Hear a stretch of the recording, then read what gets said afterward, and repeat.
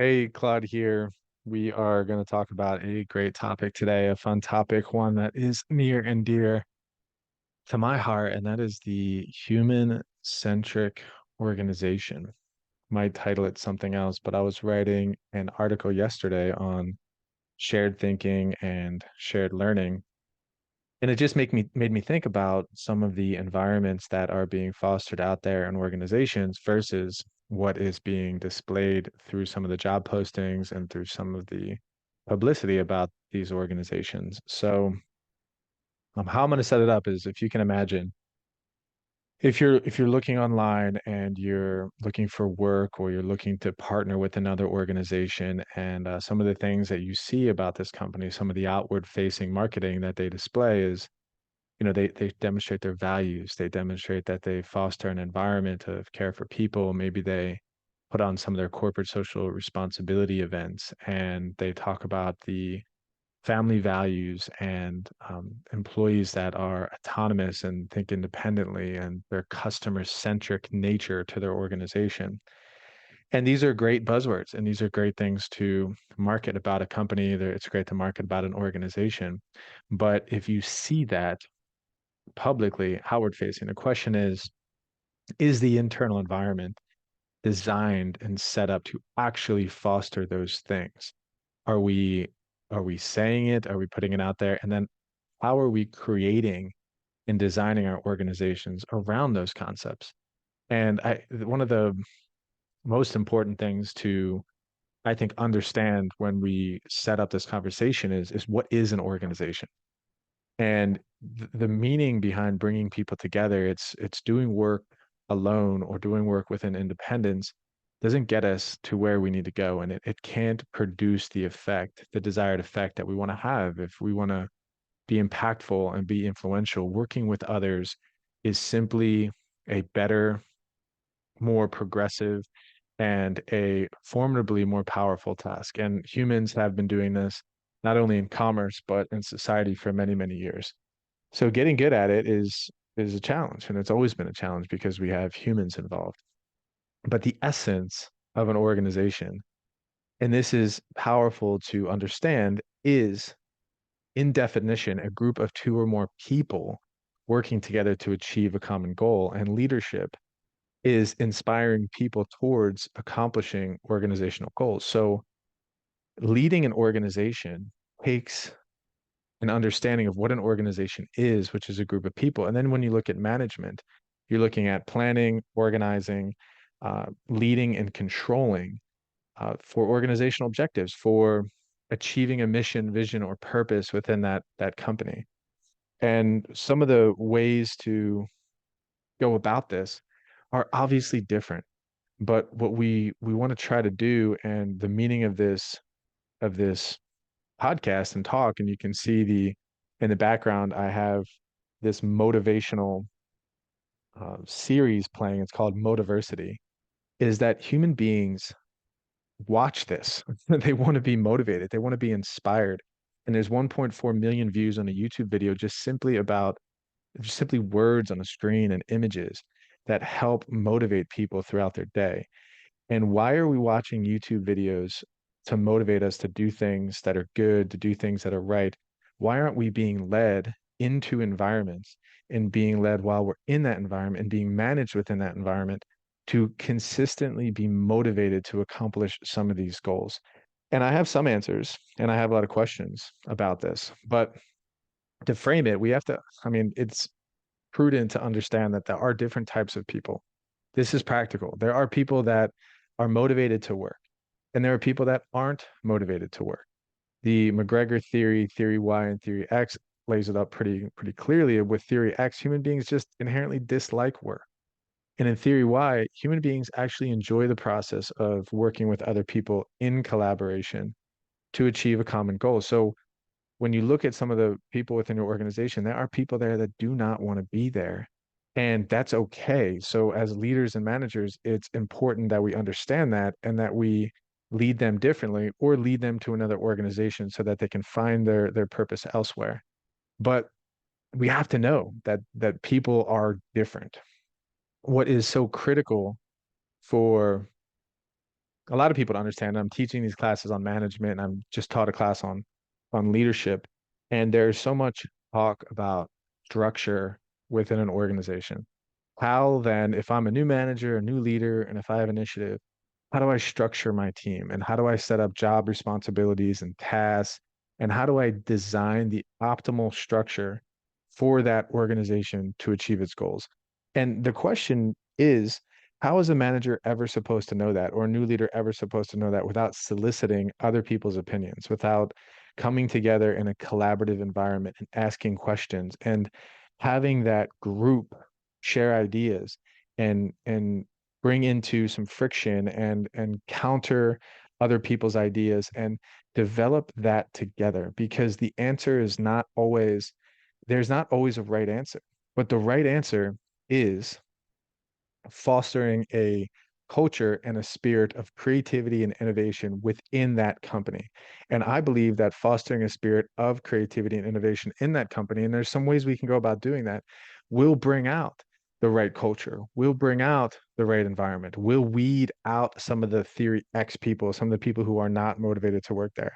And those people who are empowered to create, to innovate, to do things with originality, to have fluency and persistence and commitment and have a focused approach, have a playfulness to their environment, they will create the structure on their team for you, managers. So it's your job not just to design an optimal structure, it's your job to design an optimal environment and a culture that brings in the right people, fostering that creative ideation process and allowing that structure to develop over time. And that structure is going to change. If you have kept in touch with any organizations over the last 10, 15 years that are still around, most likely they've restructured their organization multiple times. And they've done it likely because of the information that was ideated from the front line, the customer facing people, the ones that are on the mission on a regular basis. There have been times, and if you can imagine a son or daughter or a colleague or a spouse being enticed to work for an organization through a beautiful job description, through some of the things I discussed earlier about a company exuding certain types of values and the way in which they take care of their employees, they have an inspiring mission, and then walking into an environment with leaders that are immature, not confident, and are creating a toxic, counterproductive work environment. They may look the part, they may have a silver tongue, they may be able to walk the walk through the interview process. But when it comes down to actually looking a staff member or a team member in the eye, not feeling either intimidated by them or being confident to ask them questions. And most importantly, that leader that your spouse or friend or whomever works for, you want that leader to be vulnerable about some of their weaknesses. And the reality is, if you're following a person long enough and they're leading you, you already know their weaknesses. And if they are not capable of articulating those weaknesses to you, they lose credibility in your eye, because you can see that that in itself is a weakness, to not be vulnerable about things that you're insecure about or things that you are weak in. And that creates a toxic culture. That creates a counterproductive work environment. So the self-awareness and emotional intelligence of a manager and a leader is critical. And certainly the maturity of that leader is critical, because they may look good, they may play the part, they may show up and dress nice, they may speak the part, but when it comes down to the one-on-one intimate connection with team members to foster a spirit of creativity confidently, do they have the resources? Do they have the wherewithal to know that decentralization is a good thing, assigning people to duties and empowering them to complete these duties, not asking them to use a certain font on the PowerPoint slide presentation, giving them the autonomy to fail, giving them the freedom to get their work done late into the night as opposed to early in the morning because they had to drop their daughter off at work or drop their daughter off at school or whatever it may be. These are the tactical approaches to managing people well in a creative environment. So if you're going to foster that, you also need to learn how to, and we're shifting now into the organization. the leader, the employee, and now the team. Think about the team. If the benefits of a cohesive team can drive creativity and innovation, teamwork can be key to reducing turnover and costs. And two of the most critical things that a manager and organization can foster is one is organizational citizenship behavior. It's doing the things and acting like an owner just for the sake of acting like an owner and doing the things. They care about the people in the company and they go above and beyond their job description to do certain things. And when employees or staff members do those things consistently, and their leader or their manager continues to enforce rules and regulations and structure and power onto them, how do you think that makes them feel? So if organizational citizenship behavior is important, that leads to, or some of the things that create organizational citizenship behavior is job satisfaction. Am I happy with my job? Am I being paid well? Do I feel confident enough to tell my manager things that I'm upset with? Do I enjoy the tasks that I'm doing? Leaders have a critical role in producing that in some of their team members. And lastly, it's employee engagement. Are the people on my team engaged with the customers? Do they care about this organization to the extent where they're reading emails and they're showing up to work and they're looking people in the eye and they're doing some of the things that need to get done in order for this organization to be successful. And that hinges on our ability as an organization to create that culture, to create that environment, hire the right leaders and the right managers to solicit the opinions from the people who have been doing it over and over again, respecting their opinions, not being intimidated if they're smarter than them or more experienced than them, actually thanking them for that knowledge and admitting that, wow, you know a lot here and I can learn from you. One of the sickest things that I've seen in organizations is when a leader or a manager is intimidated by a staff member or even a subordinate. So they may have what would be called a position power, but their subordinate or their staff member has a, say, like an expert power or relational power. They either know how to do something differently or better, or they know more people within the organization than that new leader or whomever that may be. And that new leader is so egocentric and so self-focused that they see that employee as a threat and they either try to get rid of that employee or they try to subordinate that employee in front of other people and they use power tactics, which can be really nasty, and that really, that egocentric narcissistic manager or leader can create the antithesis of the culture that we're trying to create. So teamwork, leaving the essence of teamwork is how do we foster this kind of teamwork? Work with customers to understand needs to develop solutions. Is the team focused on a mission? Do they have a shared goal? Do they use technology effectively? Do they communicate effectively? Are there cross functions within the team? And then you think about this trend towards scientific management and this trend towards data and artificial intelligence and all of the different aspects of the organization organizational movement towards efficiency and effectiveness, utilizing technology, which is incredible because it could create productivity within our economy and generate returns for organizations.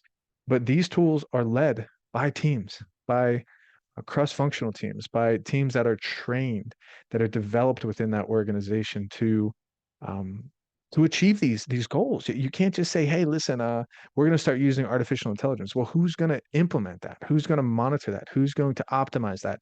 The people within the organization should be empowered with these tools to learn about these initiatives. They should be a part of creating those initiatives. They should be heard about their ideas to implement certain types of technology and artificial intelligence to empower that company.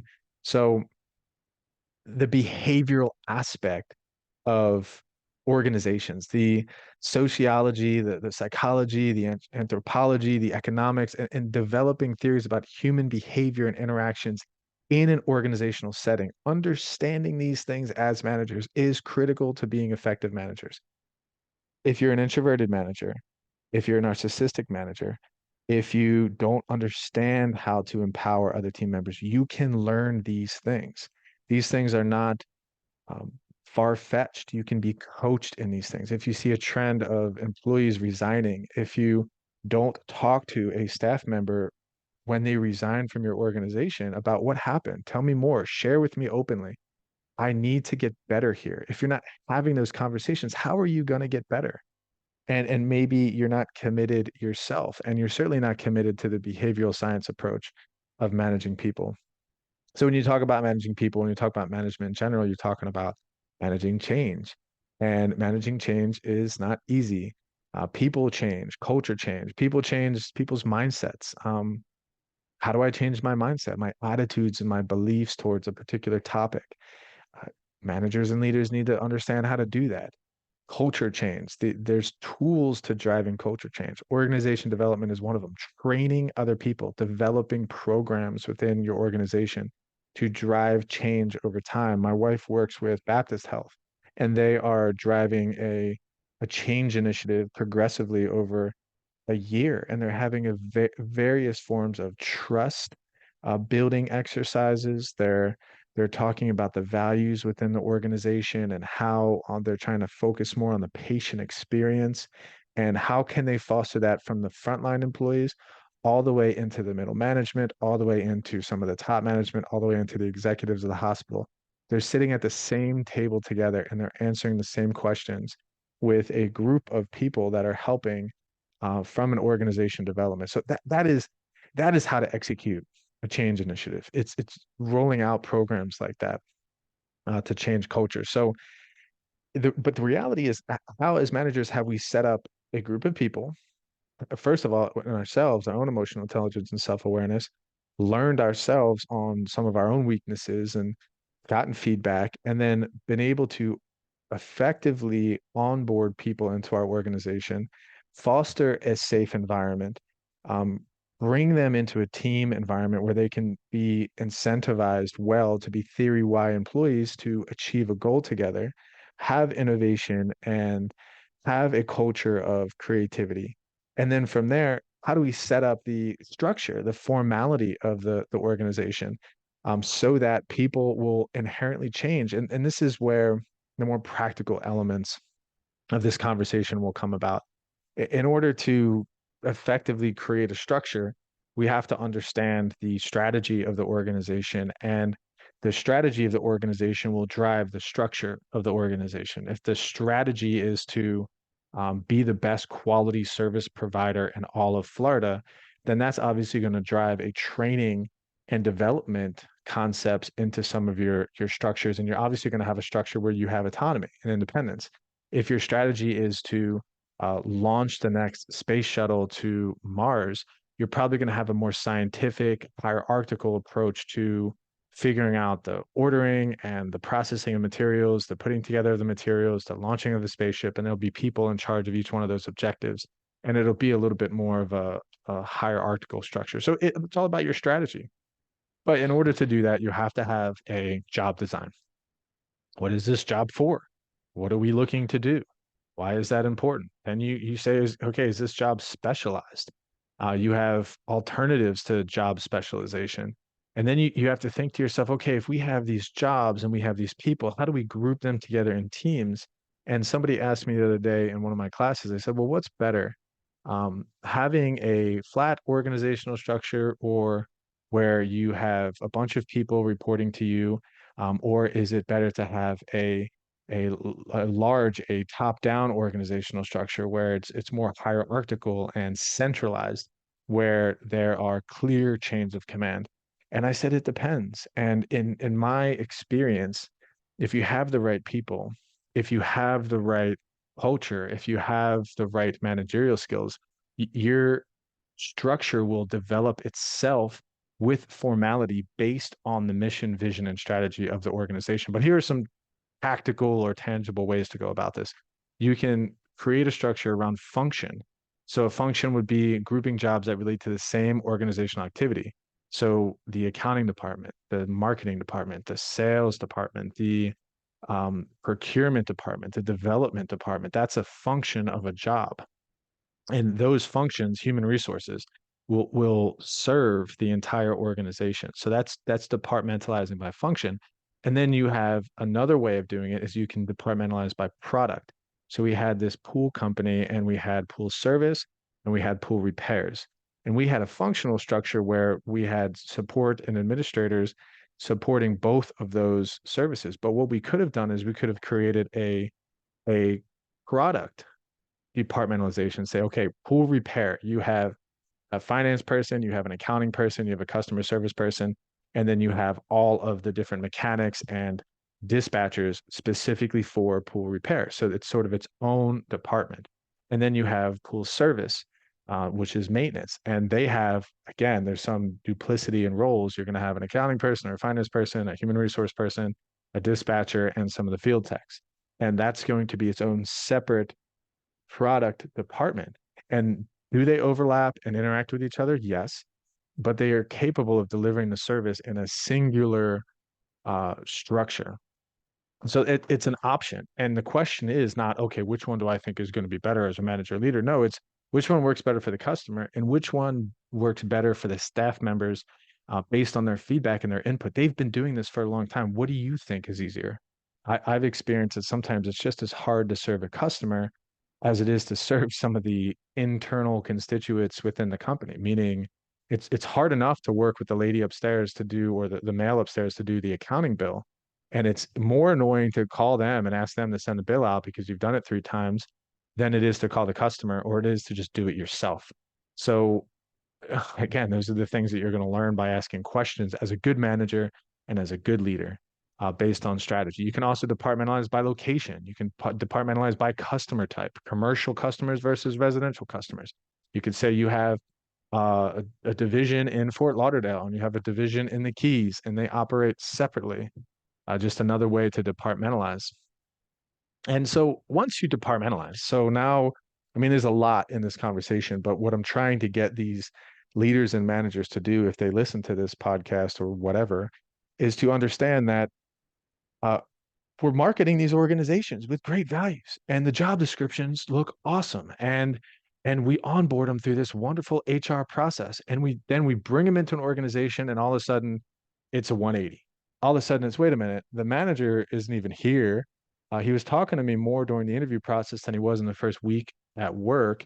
He doesn't seem very nice. He's not treating people with respect.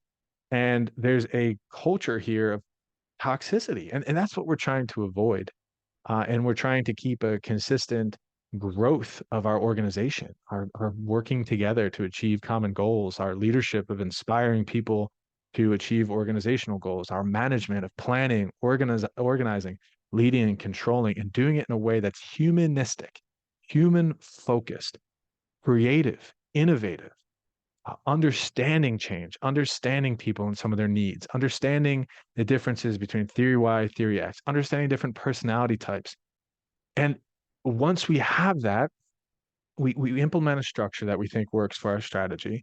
And then we have to delegate. And what are we delegating? And do we have authority when we delegate certain things? And when we delegate, do we delegate the authority along with delegating the job function or delegating the task?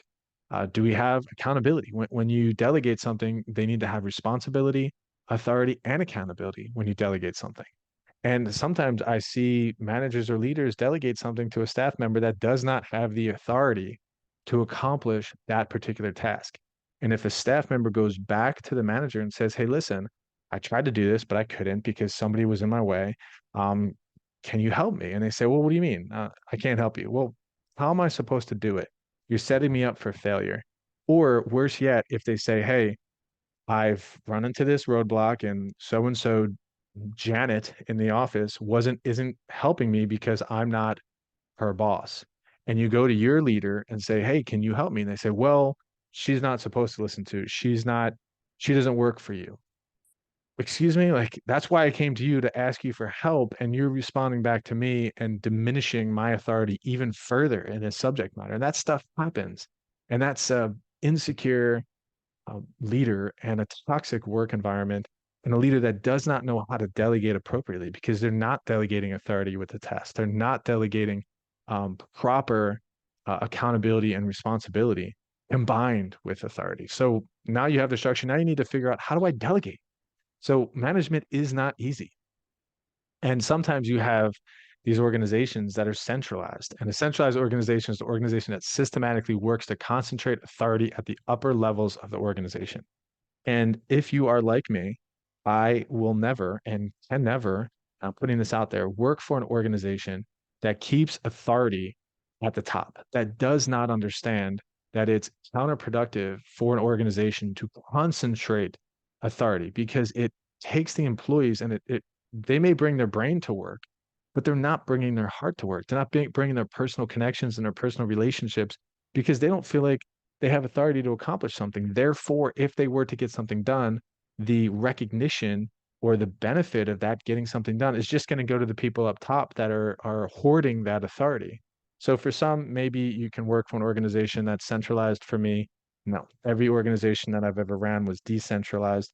You give the jobs and the authority and the accountability to the middle managers, and you grow them and foster them to create better leaders, better managers out of them through learning, through that responsibility and through that authority.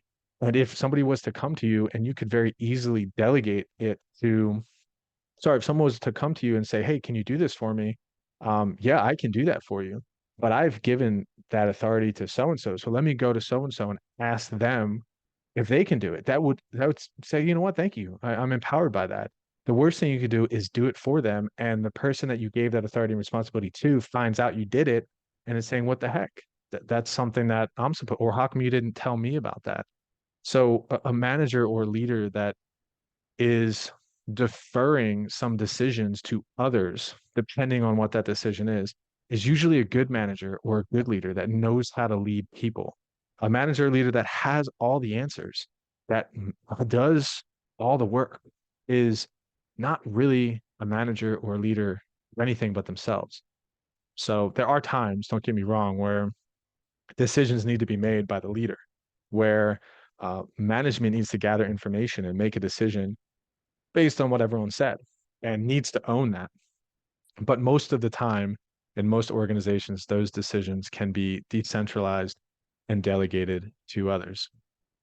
So that goes with the span of management. Do you have a wide span of management? Are there people here that feel empowered, that feel as if they're managing something, even though they may not have anyone working for them? They believe that they have resources and capabilities and authority to get things done, versus a narrow span of management where, um, you know, desperation of subordinates. Manager has additional tasks, high level of interaction required between manager and workers, high frequency of new problems. I mean, this is good for a narrow span when there are high frequencies of problems, but a more wider span is standard operating procedures, is a high level of competence in managers and workers. I mean, I'd rather work in an environment with a wide span of management than a narrow span of management. And starting from the beginning, if we're truly trying to foster a autonomous work environment with a culture of creativity and innovation, and we're empowering employees of some of the things that we're saying in our job descriptions or as a part of our culture, then we need to understand, what does a wide span of management mean? And why are these job titles being thrown around all the time? And why is power and authority being used to subordinate staff members? That is not a wide span of management. That is not a culture of autonomy, and that is not a culture of innovation and creativity. That is a stifling culture. So managers need to understand that. So I mean, that's pretty much it. Um, there's advantages and disadvantages to having certain teams that are self-managed teams is this big concept now that's going on out there. It boosts employees morale, increases productivity, aids innovation, reduces employee boredom. Some of the disadvantages of self-managed teams are there's additional training cost. Teams may be somewhat disorganized, conflicts may arise, leadership role may be unclear.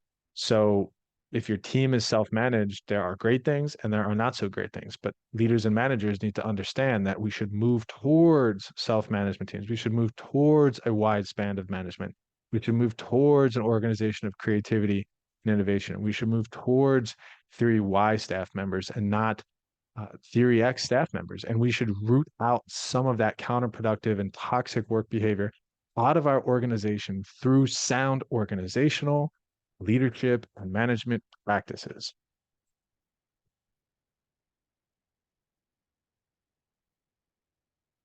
All right, that's it.